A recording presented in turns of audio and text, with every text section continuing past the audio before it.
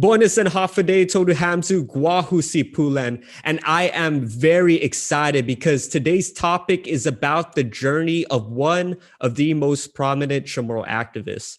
And who else is better to tell his journey than the person himself, Dr. Robert Underwood.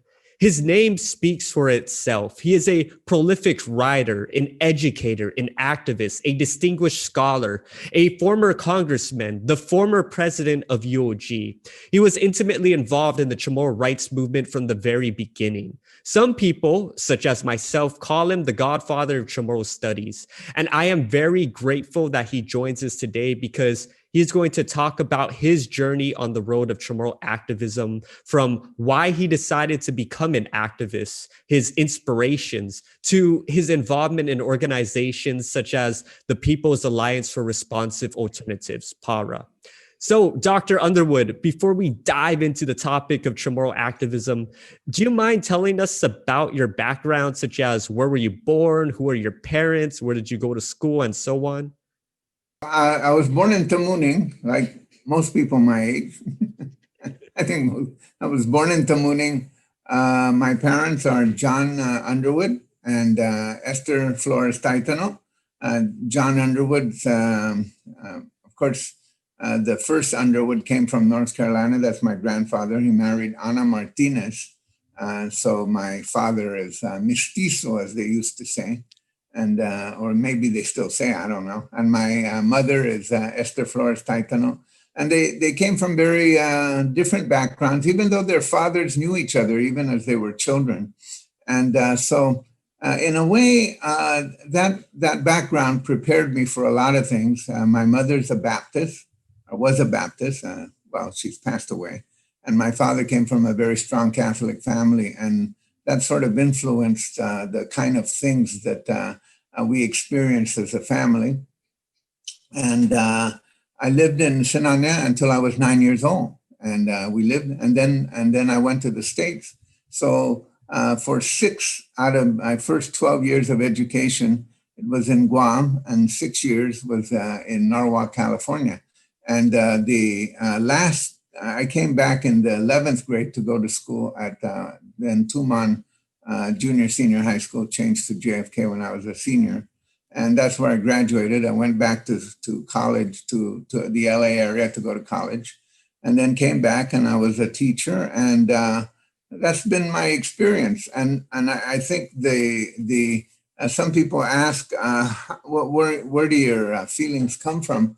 They come from a number of sources. Certainly my parents were a big influence on me. My parents were very different, I think, than most contemporaries their age. They never bought into the way things were, or if it seemed like society was going in one direction, they seemed to be going in the opposite direction. Sometimes they did so just because they were contrarian. Sometimes they were just different, and that was true for both my mother and my father. So my father was, people sat around and said, "Wow, it was terrible during the Japanese occupation." He would say, "No, it wasn't that bad," and then it would create an argument. And he loved to do that kind of thing. And of course, all of us grew up learning to really love Guam and respect who we are as people from Guam. And that was very early on. So for me, and it's sort of hard to understand that, I was the only child in my family born after World War II. So that meant I was the youngest, and my siblings are all older. So in relationship to my contemporaries, people in my age group, I was raised by parents who ironically were of an older generation than their own parents. And so, in a way, it wasn't that I was raised more traditional. It's just that I was raised with I think a firmer sense of CHamoru identity. And so it was always there. It's been there with my siblings. And so it was never a question about Sometimes people ask, what was the awakening about? I said, well, there was no awakening. That was always sort of who I thought I was. The awakening was when I started to speak out, as people thought that I was all of a sudden awakened. And so then they had to kind of question, where is this guy coming from? Who does he think he is? His last name is Underwood. What does that mean? Is he undergoing some kind of cultural crisis? And, the focus was, instead of trying to deal with what my criticisms, they tried to focus on me as an individual, as if I was undergoing some kind of, cultural dissonance. I was undergoing some kind of identity crisis. I was, that led to my, the one thing I wrote, which I'm still pretty proud of, which is the consciousness of the maladjusted, which is that when you are throwing out a social criticism, the best way that society deals with you is to say that there's something about you, not about the society, that you are maladjusted, that you didn't grow up right, that there was something about you. So instead of focusing in on what your criticisms are, they find a way to personalize the criticism, the personal criticism of you. And so I think, just so that I don't get too far afield on that, the greatest part of my personal awakening was the use of the CHamoru language. And I point that out because obviously I spent a good part of my childhood in California, but my parents, especially from the 7th grade, 8th grade, 9th grade, 10th grade, I was alone with my parents in the household in California. And they always just spoke CHamoru to each other. And most of the time, my mother would speak CHamoru to me and expected me to respond CHamoru. My father, sometimes he'd speak CHamoru. Well, he had a lot of knowledge of CHamoru, so we'd he'd ask me to play some word games with him in CHamoru. So I was always a little bit conscious of that. I wasn't really good at it. I mean, if you asked me in the when I was in the 8th grade, could I speak CHamoru? I would say, yeah, afamalago mo, afamalago mo pa besangan. I could carry on a conversation, but never in my wildest imagination did I would think that I would end up looking at as an authority on the CHamoru language. That wasn't part of my thinking, but I was fairly okay at it. And so when I came back to Guam in the 11th grade to go to school, of course, I looked forward to kind of re-engaging the CHamoru experience, because I'd been gone for 6 years, and I did. And I'd speak CHamoru to anybody who could speak CHamoru, I would do so. Even if I was making a lot of mistakes, or, I would just continue to dig at it so I could enhance my CHamoru. But I was shocked. I was shocked to find out that there were maybe 10% or 15% of my contemporaries who were here the whole time, who couldn't carry on a conversation in CHamoru. That was the greatest revelation to me. I kept saying, what were you guys doing while I was gone? Here I am, busting my butt and grateful that my parents continued to speak CHamoru to me. And you guys act like, it's not of any consequence. That was the great revelation for me. So language became a really big feature of how I saw CHamoru identity, because I had that kind of personal experience when I was in the 11th grade and 12th grade at JFK. So you never had this sort of type of awakening in the sense that you were, Biba America, individualism, all that. No, I wasn't anti-American. I wasn't anything like that, but I mean, I was like, I thought, well, I could go into the military. I thought about that at one time. So it wasn't like, and I think my 3 brothers joined the Navy. One of my sisters joined the Navy. So we weren't that kind of contrarian, but we were contrarian mentally, socially, like, don't ever let people in authority, don't ever accept anything that anybody says in authority just because they're an authority. It doesn't mean that you shoot people in authority. That's a different thing. But and my parents were had very strong middle class values about working hard, and like if I was working at a Gov Guam when I was teaching, and I would bring stuff home, my mother said, "Did you take that stuff from the school? That stuff in the school doesn't belong to you. That belongs to the people of Guam. Don't be taking home stuff from the school." Stuff like that, So it was, very, I think in our own minds, we were highly principled people, but we never said, rah, rah, America's great, CHamoru sucks, we have to move away from that. Exactly opposite from that. When everybody was saying that, we said something else, and especially my father. He loved to do that. That was the way we were raised, So we were supposed to defiantly proud of who we were. We weren't, American, so to speak, but I would say we were definitely pro-CHamoru, if you saw that construct now. Got you. And it was the language that was the big, as you mentioned, the big, as you would say, awakening, where you came back to Guam and you noticed that many of your contemporaries, they didn't have a strong grasp, or they didn't have a strong desire to perpetuate the language. Did I get that correctly? Yeah, right. Yeah, they didn't, most of my contemporaries could speak Chamorro, but there were some who couldn't or wouldn't. And I was just kind of taken aback by that. Why is that? What is the phenomena of that?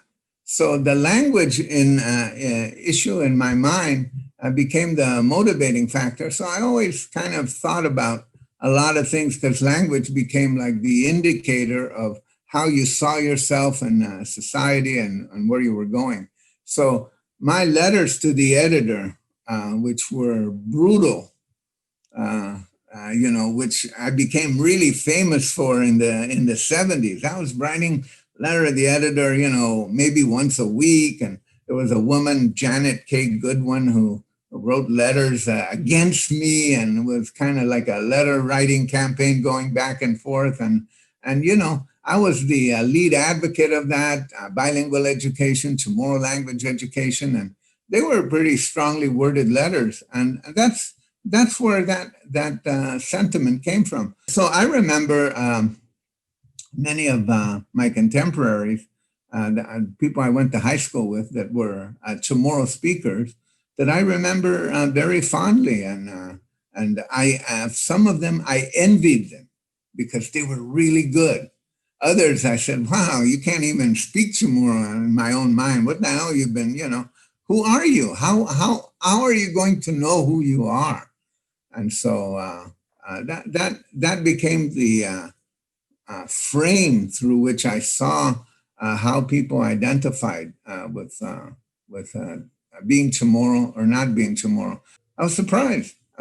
So, and I brought back 2 kids when I got married, and we had 2 kids, and we came out here.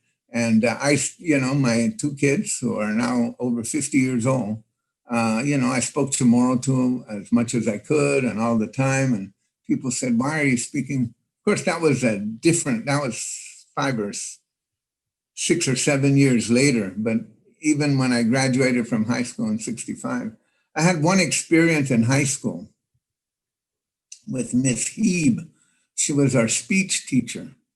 And in this speech class, she would, we'd get up and we'd talk, and we'd give speeches. And of course, I was, I learned how to be a good speaker, being argumentative. My parents were argumentative, always a little bit cutting. And so, my brothers were the same way. So it was like, there was always a lot of verbal competitiveness in the family. So it wasn't like we were all shrinking violets or anything like that. I had an opinion, you just said it. And if you could say it in a clever way or carping way or funny way, sarcastic way, and all the better. So in this class, Miss Heeb said, you know, I want you to rate your classmates. You get up and give a talk. It doesn't matter what the content is or the topic. Just rate them on their, their gestures and their passion and how they're doing. So she asked for input. So I wrote down my input was, if content doesn't matter, why don't you let us give speeches in Chamorro? That was in the 11th grade. That was like 1964, right? So I thought, what are they going to? Well, I got busted for that. I got called to the principal's office for that. And the teacher came back, Miss Heed came back and implied that somebody was making racial comments about her. Wow. And would you say that was your first experience of CHamoru activism right there? Well, I don't know. It was my first experience of resistance for what I thought was a simple thing. And if with Miss Heeb was your first act of resistance with CHamoru, so when did you finally become this, this figure where people are like, wow, this guy is a CHamoru activist. He's one of the leaders of it. Was this in the 70s, as you mentioned? When you I came back in 72. And I became a teacher at GW. And so then Elaine Cadigan and I started CHamoru Week in the following year at GW. So we would try to figure out how to encourage people to use CHamoru. And we created CHamoru Week. So eventually that became kind of a phenomena. And I would advocate for the use of the CHamoru language wherever I could.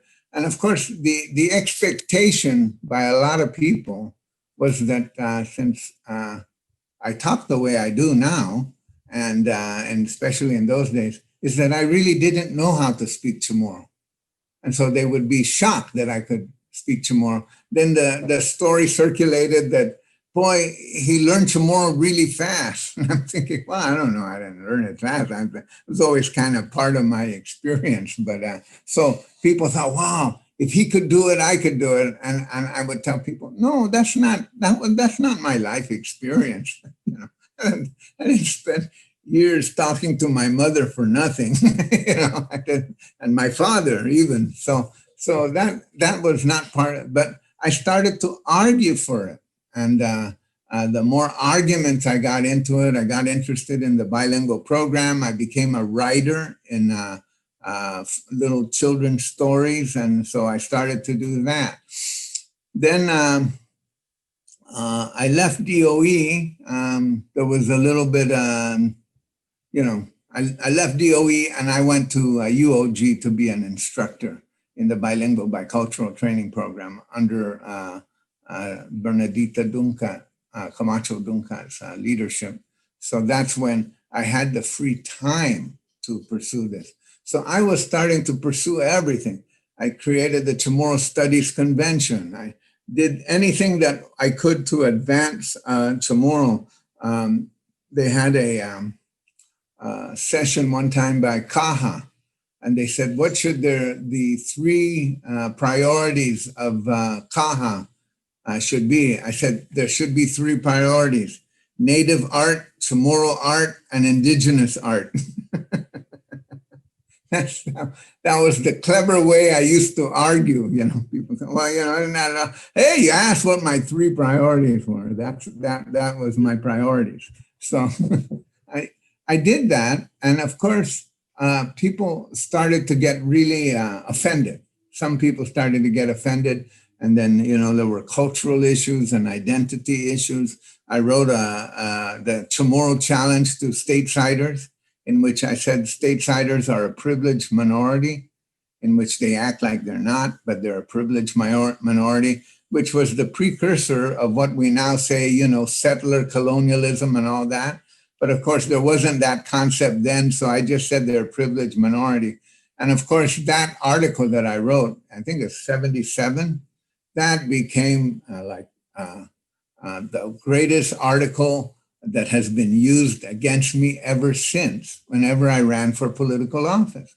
They say, he said these things. And then he said this. The guy's a racist. The guy's this. He's not telling you who he is. And I said who I was, and I said what I wanted to say. And it was used, of course, excerpted in the most lurid way possible. So that came out. And I was at the water fountain at UOG one time. I wrote other articles.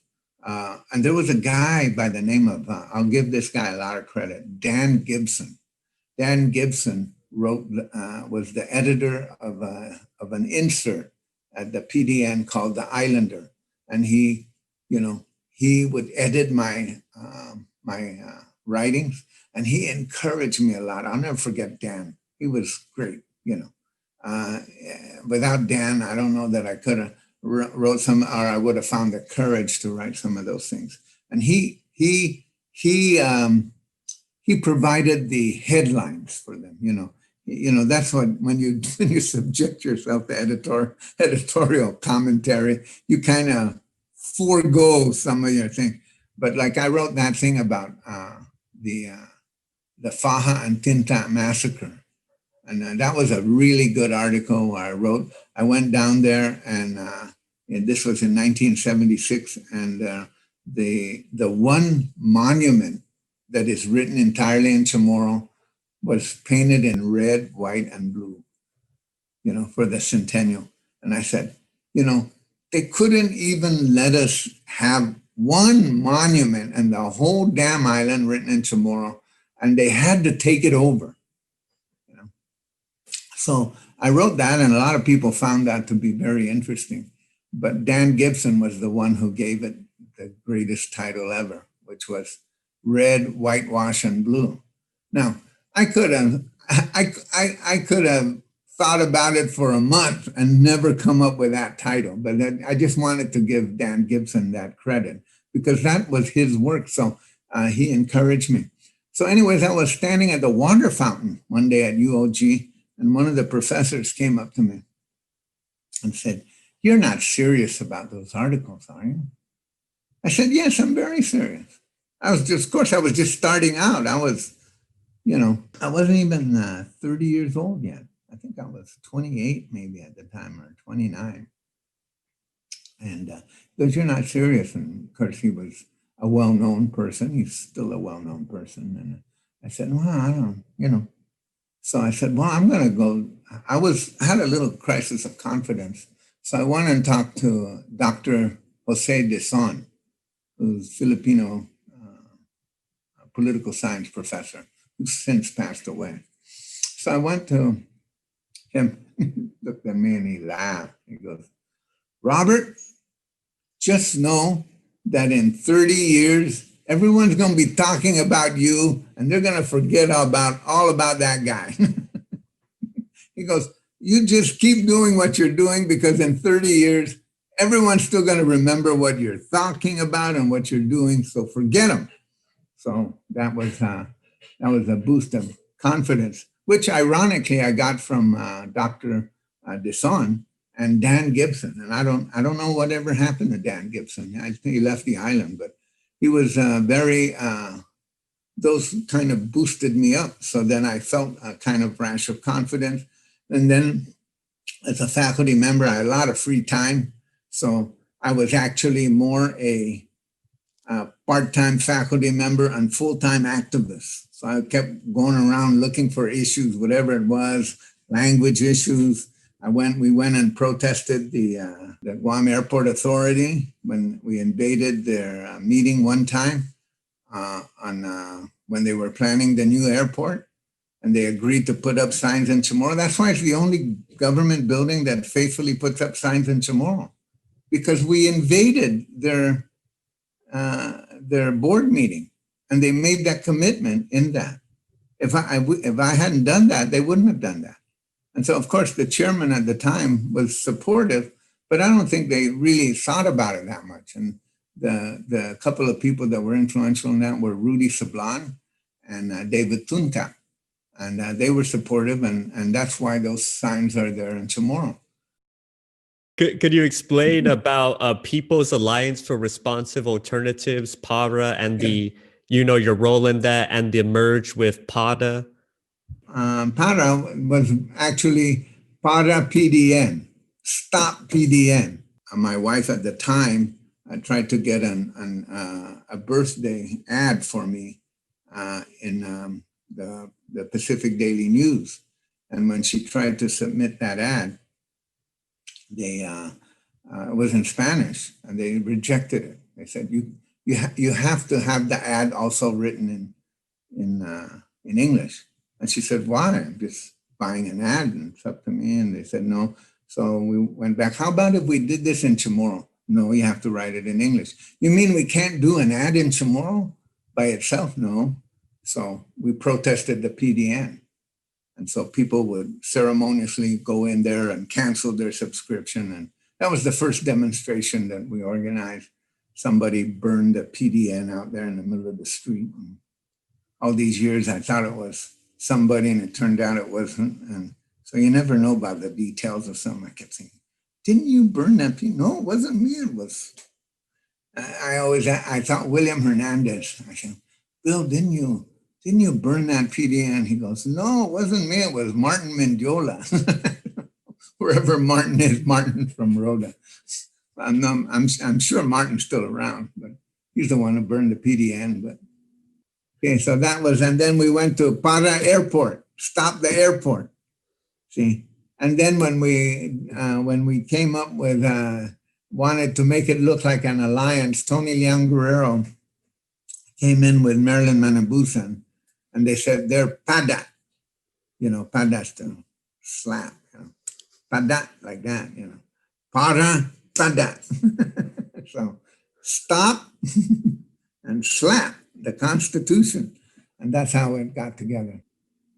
We got that, and then we got it going, and then we started demonstrations, and then of course the Constitution came along, and then that's when the language issue became more politicized, and that really led to a lot of activism, because it hadn't quite started OPI-R yet.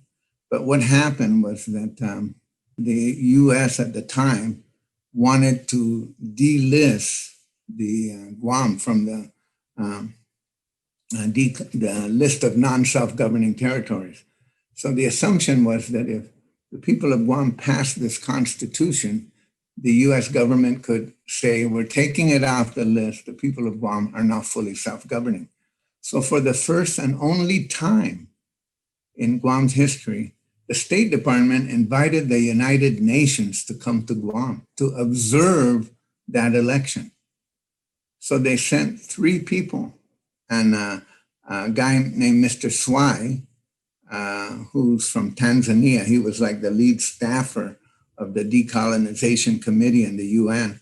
And the 3 representatives, one was from Senegal, one was from Syria, and one was from Trinidad and Tobago. And then the Mr. Swai. So, Tony Leon Guerrero was leading one group. I was leading the other group. Tony Leon Guerrero, Bank of Guam. We were really good friends. So we had several meetings. Marilyn Manabusan was very much involved in it too at the time. And so we had meetings with the delegation, UN delegation. And Mr. Swai from Tanzania was the guy who was explaining this whole process that we didn't really know about, didn't understand. And he was saying, well, we really then started to say, wow, there's a whole other world out there. And Mr. Swai called us, he called me Mwamba.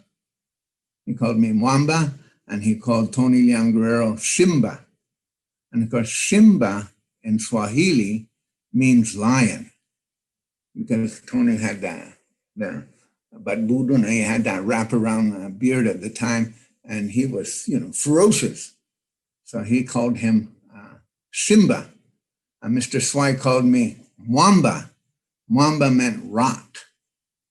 And he said, you're the foundation, you're the intellectual foundation of this. So you develop the ideas and you develop the arguments, not the ideas, but the arguments.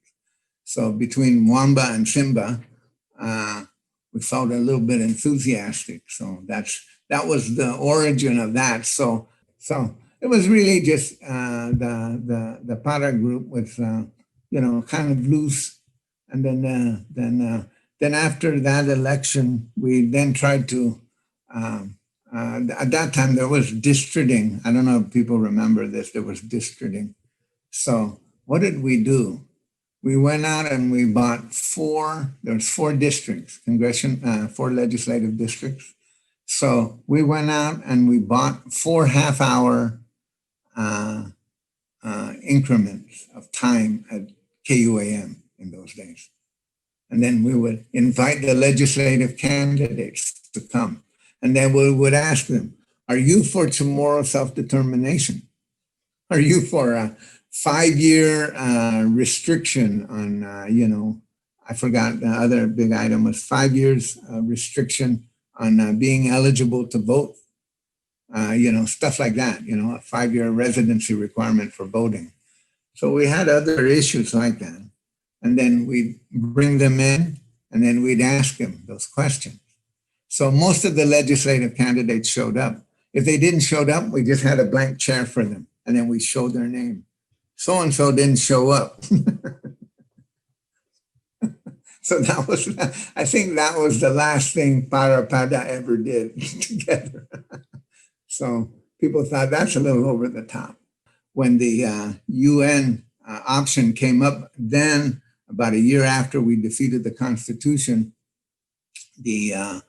an opportunity came up. And so we formed the Organization of People for Indigenous Rights, and some very famous people, now very famous people, joined in, including, of course, Hope Cristobal, B.J. Cruz, Narissa, who was Narissa Lee at the time, Chris Perez Howard, Ron Tehan, Phil Gutierrez, who's passed away, David Rosario, Al Lizama, was a great artist. Al Lizama and he was a great silk screener. And we used to spend our time silk screening T-shirts for the movement in Palau, for the movement here, and stuff like that. So we did all that groundwork, Bernadita Dunca, Rosa Palomo, Clotilde Gould. So all of these people were involved in that process. And we tried to go to the, and this is just a little bit of side history here. So in order to go to the UN, we had to we had to raise money. One, who's going to give us that? We're not rich people. So, we had to raise money. So people would give me money to go, but they would say, don't tell anybody that I'm giving you money. So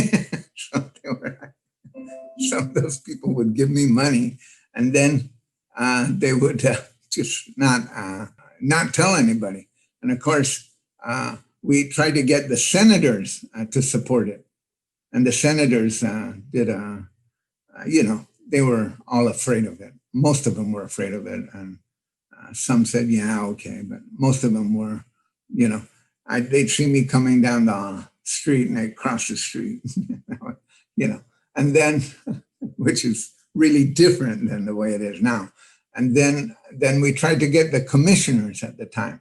And so the interesting thing is that the commissioners at the time, we tried to get them to support it. And Narissa and another young lady at the time, Marie Pablo, who then became a Carmelite nun. This is another side story.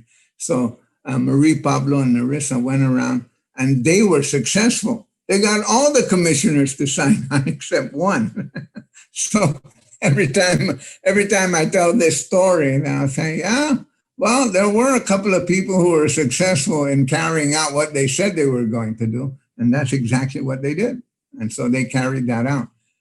So went to the United Nations in 1982. So this is the first time that I went as a what they call a petitioner, first time anybody from Guam ever showed up at the UN to criticize the United States. And that time, a lot of rumors. Oh, the FBI is going to be following you. You're going to be in trouble. You'll never amount to anything in your life. If you do this, you'll never be able to do. And ironically, 10 years later, I was elected to Congress. But, the thing was that I was doomed for life, that this was a career-ending proposition, and that, you have to be very careful. There's laws against speaking out against the United States. You can't speak out against the United States. So I didn't know. I wasn't a lawyer. Just, I think I was, just 34 years old. So we went. It was me and Chris Perez Howard and Ron Tehan. But of course, I was the one who gave who appeared. And in front of the Committee on Decolonization, it's the middle of the Cold War. Don't forget. A lot of stuff going on internationally, a lot of people trying to embarrass the United States in the UN and around the world. And so I took my presentation and I went over to the US delegation to the UN, which is across the street. And I went in there and I told the security guard, here's my presentation. I'm talking at the UN this afternoon. Here it is. So I thought to myself, well, that satisfies that. I warned them. I don't know what they're going to do with it. I didn't. Of course, who the hell was I? The guard just took that thing, But I felt like I did my due diligence. So I gave the presentation, and the people from Iraq at that time and Cuba said, that's a great presentation. Whoever, there's a kind of like a floor discussion after it, but there's no debate. I'm on the second floor watching down on the floor and the committee. And so, they had this, that's great. All the Soviet bloc and their fellow travelers were all cheering me on. And then the pro-US bloc. Now, the United States is not a member of the committee, but Australia was. So the guy from Australia said some, things like, oh, that was interesting, but not entirely accurate. There's not, a lot of good things happening in Guam, something like that. That was it. And so that introduced the whole process of bringing in the United Nations as a participant in this process. So by that time, 1982, by the time I'd done that, I was trying to get my doctorate. And so then I decided after that I would be a full-time faculty member and a part-time activist. I think that was kind of like, okay, you better get serious. You have a family to take care of. You have some professional ambitions. So I finished my doctorate, and then I went into a kind of another phase. I was awarded a contract by the called Bilingual Education Assistance in Micronesia. It was a lot of money. I had field offices in Palau and Saipan and in Pohnpei. And it was money. I was in charge of a teacher training effort in all of the 8 school districts. I was serving 8 school districts. So once a month, I was on the road. I would go to these various places, and I would monitor what's going on. I would provide funding for training. I'd, find trainers, and we had our own trainers, and that kind of introduced me to the regional relationships that I had. Kind of refined those regional relationships, and so I got to know a lot of the people who are now presidents and senators in the FSM Congress and in the various leadership positions in the Marshall Islands and in Palau. That's how I got to know them, was through that project. And so that project, because in their development, just like in Guam's early development, most of the first political leaders were not lawyers, they were teachers. That's a kind of an historical phenomenon, that are usually educators or teachers. So that's, I got to know them pretty good. And some of them, I had 2 trainers that, one was Tony Tawarman from Woliai. He was that guy was so smart. And he later on became Lieutenant Governor of Yap And he and I were very close. He taught me so much. And he's passed away. And then another one was Manny Sound from Chuk, and he later on became Lieutenant Governor of Chuk as well. And he also worked for me. So I had these kinds of roots and connections to them. And so I learned to respect them. And I think I wouldn't say that it modified my view, it broadened it. You know, I could see how I could see the developments going on. And so I went through that process, got my doctorate. I became Dean of the School of Education, College of Education at the time, academic vice president. And then after I became academic vice president, I thought, well, what's next? Well, president, obviously. I'm going to be president of the university.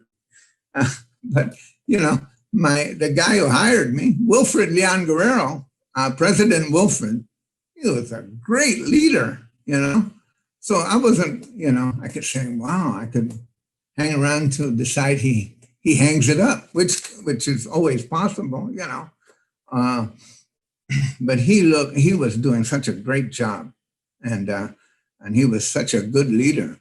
So I decided I would try out test my political ambitions. Then I decided to run for Congress, and that's what happened. And then I ran for Congress, and when I declared my candidacy for Congress in 1992, a reporter from the PDN asked, he said, given all of the things that you've said and done in the past, are you going to have a hard time taking an oath to the United States of America?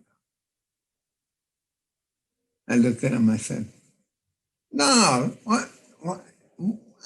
You know, and of course I had taken that oath lots of times. You have to take that oath. I was a member of the school board. I said, no, that's not an issue. I've taken that oath lots of times. I was indignant at the question. And later on in the evening, one of my friends from the PDN called me up and said, Robert, whatever you do in your life, don't ever say it's not an issue to a reporter, because when you say it's not an issue, it's an issue. So I never said that again. I just tried to be polite in answering it. So, but that was the state of thinking. Like, how could I be? How could I take an oath to uphold the Constitution of the United States, given all of this background? I thought, well, it's pretty easy. I'm not going to break any laws. I'm going to fight some laws, but I'm not going to break any, because, you know, I would, people ask me, I said, my whole purpose in life is to raise as much hell as I can, and that the law will allow me to raise. That's my purpose. And I think I've done that. We tried to fight for everything we could, fought language issues, land issues, historical issues, historical injustices, you know, war claims, whatever it was we did, always took the opportunity to explain it to people and use every opportunity to tell that. And that's what I called telling the Guam story. And that's a story that only the delegate from Guam can tell. And if the delegate from Guam is not telling that story, then that story is not being told. Worked there for 10 years, came back home, tried to run for governor twice, and both times unsuccessful. And even though in an interesting way, my activist past did not hurt me in running for Congress, it turned around and it hurt me when I ran for governor. The fact that I could speak Chamorro well was used as an argument not to vote for me. And I was being discouraged from speaking Chamorro. I would speak Chamorro in meetings and people come, oh man, don't speak Chamorro. You know, you're creating a consternation. So in a very kind of interesting way, the whole thing was shifted around. And so that's when I did pay a price for it. They were trying to run these debates in Chamorro at UOG. So obviously, I was going to debate Felix Camacho. So Felix Camacho couldn't speak Chamorro. So what was this debate going to look like, right? So I didn't know. I went. Kaleo was supposed to debate Tamada.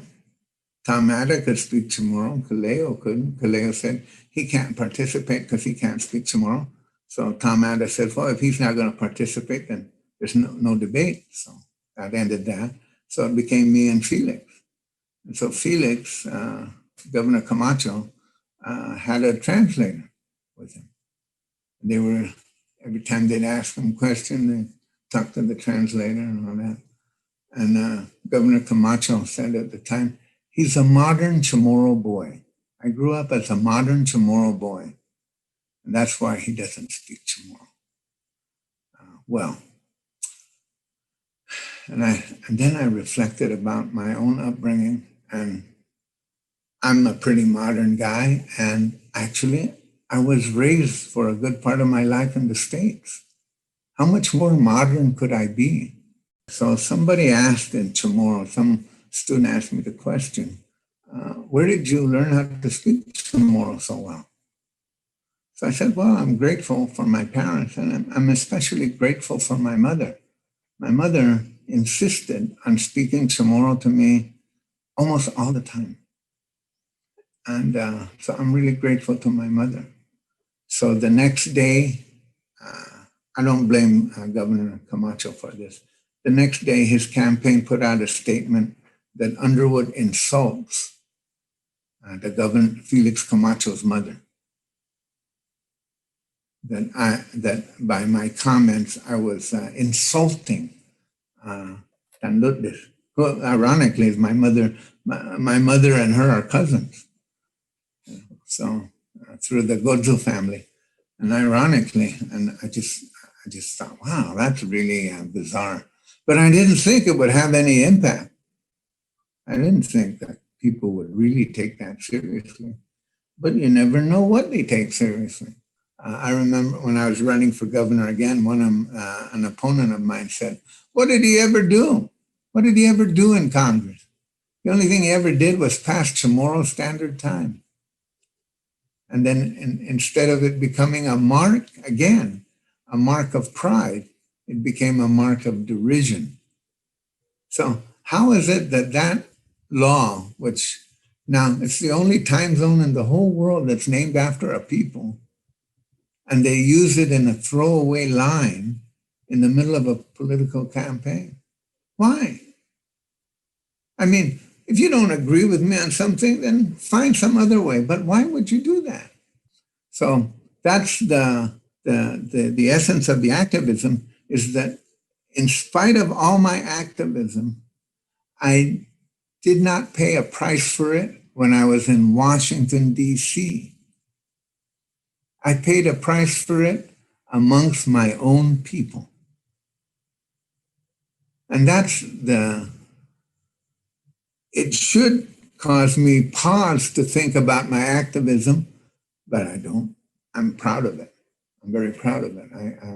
I'm proud of whatever it is that I contributed to it and contributed to others. And even those that I contributed to just because I was a few years ahead of them, you know, and I contributed to some very famous historical figures on this island and had good relationships with them.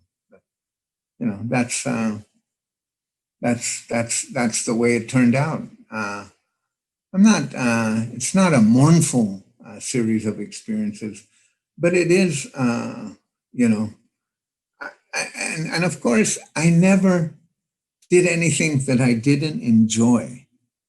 So always the good thing about it is I always had a good sense of humor about everything. Even in the midst of the moment of despair, whatever it is I was going through, you know, I tried to remember my parents, and I tried to remember, especially my mother had a great sense of humor and just used that quick wit to kind of turn things around. And I just love to do that. My mother, in 1998, when Clinton was coming to Guam, I came right here to the house that I'm living in now, which I got from my siblings was my mother's house. And I asked my mother, Mom, como lago mali dan presidente? Como lago mali dan si Clinton? And she looked at me and said, Dangin malago si Clinton na pa ben ali na dos. Sangani no mamaylag when Jonestown. That was so classic. Tanistet, that's my mother. So classic. If Clinton wants to see me, tell him to come to Jonestown. that's the there was no situation in life that there was not a way to find humor in. So even though sometimes you get very serious and sometimes very disheartening how some people talk about you and they don't know a damn thing about you, you just have to kind of rely on that sixth sense.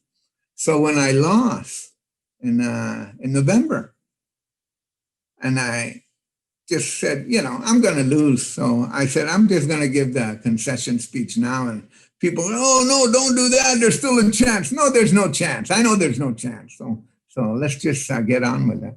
So I did. And so Narissa and I did the tape and we looked good.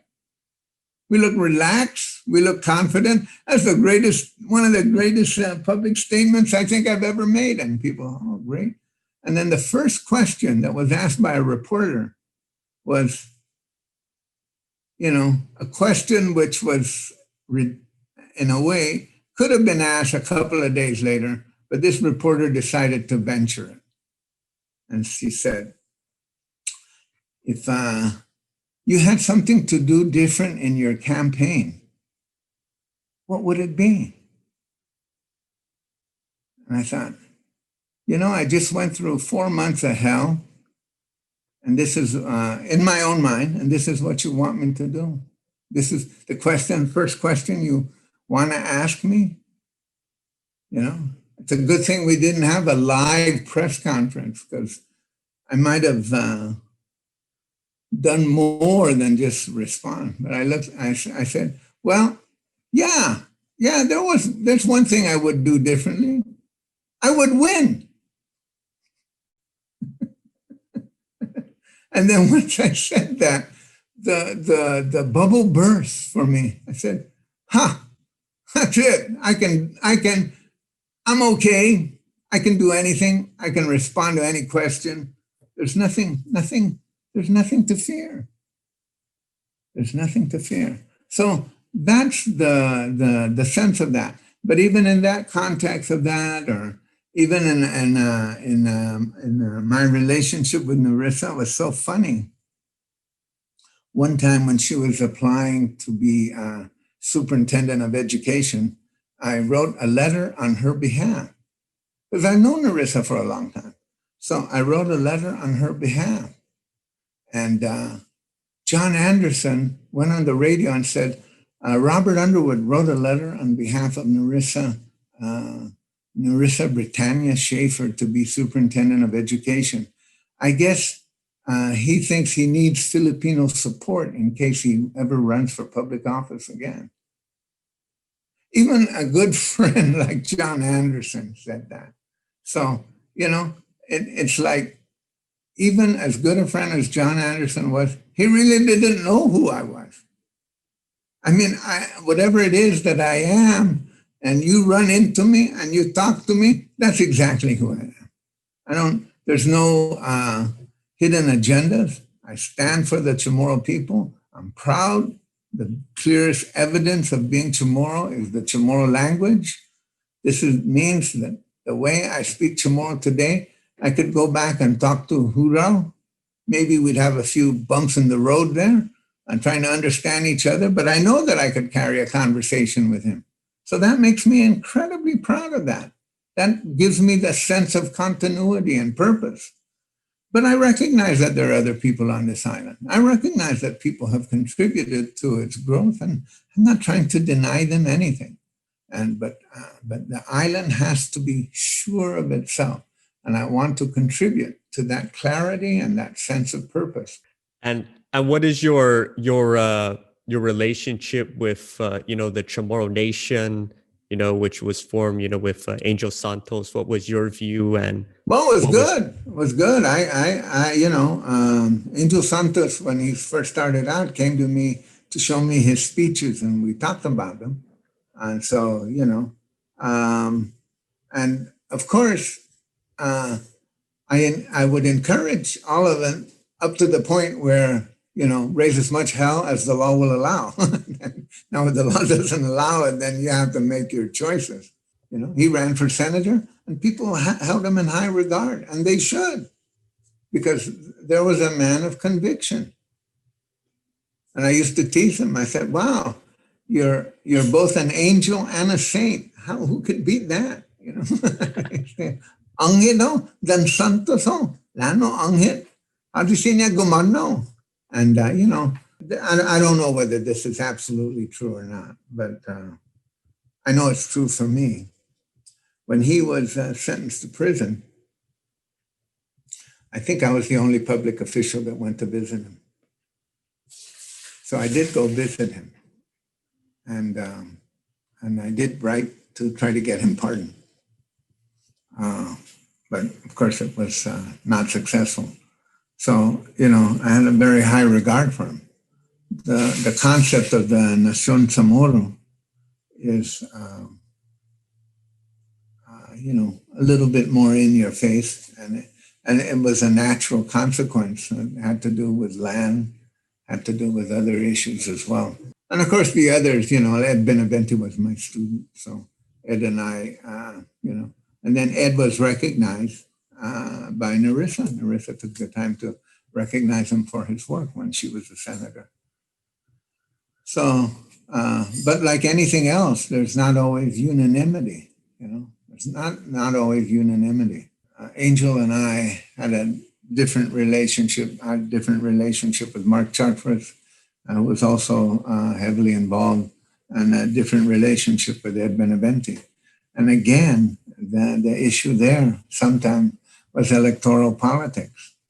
So sometimes people were willing to suspend their fundamental belief in some greater cause for justice when electoral politics was at work, which is really unfortunate. A dramatic effect. I was first kind of awakened to the political awareness in the 8th grade when John Kennedy ran for president. So, I was living in California, and my friend and I, we had a good friend, Robert Oskins, and we were going to go out and we were going to help Kennedy get elected. Of course, Nixon won California because he's from California, but, that awakened it. I gave an impassioned speech about him in high school, and I got into a speech contest for the school, and I came in number 2. I was so happy, and I didn't know I could talk. And this was in Norwalk High School, and so it was great, So that, and then on the day before we left California to come back to Guam was the day of the March on Washington. Martin Luther King and John Lewis. And I watched them on TV. And, the power of white men, black men, Jew and Gentile, coming together I was so moved by that. Little did I know that I would become good friends with John Lewis. That was really inspirational. And then, in my work in the 70s, I have a good friend, and he's on island now. He's married to Laura Souder, Samuel Betances. He gave me a lot of books. We had a lot of conversations. He was also pretty influential on me. I tried to read everything I could, The Colonizer and the Colonized, Albert Memmi, Frantz Fanon, Octavio Paz, The Labyrinth of Solitude, which was really about the Mexican Revolution, about how the revolution resides in each person. It's the labyrinth of solitude. It's the revolution resides in you. Paulo Freire, The Pedagogy of the Oppressed. Those things had a great impact on me and allowed me to to imagine how these things could be applied to Guam. So it wasn't just the big historical figures, it was writers. So, we had Paul Bordallo. Paul Bordallo used to say in his speeches, and I like the way he put this, he goes, I'm a member of the Chamorro Nation. I just don't belong to any organization. Which is how I feel. It's sort of how I feel. Yeah, I'm a member of the Chamorro Nation. I just don't belong to any organization. Ricky Bordallo, my uncle Richard Taitano, my mother's brother, who was in the legislature, and he and I had many conversations in the Commission on Self-Determination, when Paul Calvo called the commission together. And Richard Taitano said, what about who's the self in self-determination? And nobody could answer it. Well, the answer is pretty obvious. Why are we here? Who's the self? What's the point of this? And Richard Taitano said, until you decide the self, I'm not coming back. And he never came back. Okay? So it's those kind of powerful legacies. Mr. Wampat had a great deal of influence on me when I was in high school because his campaign was the first campaign I ever got involved with, which was to send a so-called Washington rep. It wasn't really even to the Congress, just sending a kind of like a lobbyist to Washington, D.C., an elected lobbyist. So all of those, even Mr. Jose, Manuel Jose, people forget. Manuel Jose had the Guam Times Weekly. The Guam Times Weekly was the first time I ever saw a kind of a caricature of Toto Guam wearing a sadi, and he that was his cartoon, and he kind of inspired that sense of identity. But he was against Chamorro self-determination. Many years later, I laughed with him. I said, "You are the one who helped inspired me to start thinking about this." But he said, "Well, I didn't know you were going to go this way." But Mr. Jose was another. And Tony Palomo, also not seen as an activist, but he had Pacific Profile, which was, again, when I was in high school, which was a magazine where he asked a question. I'll never forget that. I was in high school, and he says, "It's a time to ask, what is Guam?" So I took that question seriously because nobody was asking that. Because up until that time, everybody said, "Oh, we're just Americans. We're trying to be more Americans. We're trying to perfect our way as Americans." But he wrote a simple editorial that said, "It's a time to ask, what is Guam?" And in making that kind of historical reflection, language brought it to me. A lot of things brought it to me, but all of those things were influential. So that's been the story of my life in that regard, and I've had a great time doing it. And along the way, there's been a number of people. The other really good friend I have is Ron Rivera, and he passed away, and so I'll never forget him as well. And of course, the whole time people were saying, if you continue to do this, you'll never amount to anything. If you had a message to send to, young Chamorro activists today, what would you tell them? Activism is a special responsibility. It requires you to be motivated. It requires you to be truthful. And it requires you to be honest.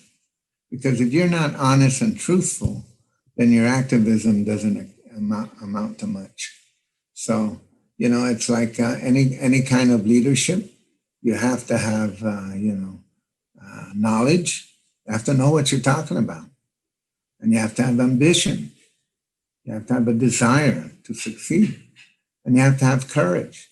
You have to have the courage of your convictions. There's lots of people with ambition, lots of people in elected office with lots of ambition. But I wouldn't call them courageous because they don't have the courage of their conviction, because their convictions change depending upon the mood or depending upon the moment. And so they don't have the courage of their convictions because their convictions are not clear. but always be committed to finding the truth. And so that's knowledge, you know. So a lot of times there's a lot of activism, the desire to be active and the desire to look like you're being active, but don't really know the whole truth of something. Don't take the time to investigate it. Don't take the time to kind of move through it, you know. If you're going to be an activist for something, you better figure out the whole truth of something. Never stop. Never stop digging. Never stop researching the truth. And don't let people dampen your passion because you fear a consequence to you. And didn't affect Angel Santos, who's going to be memorialized as one of the greatest CHamoros who ever lived. And it didn't keep me from being a member of the U.S. Congress. Although it might have kept me from being governor. Never know. Doug Lucidus Masi, Dr. Underwood for being here. All right, Esther.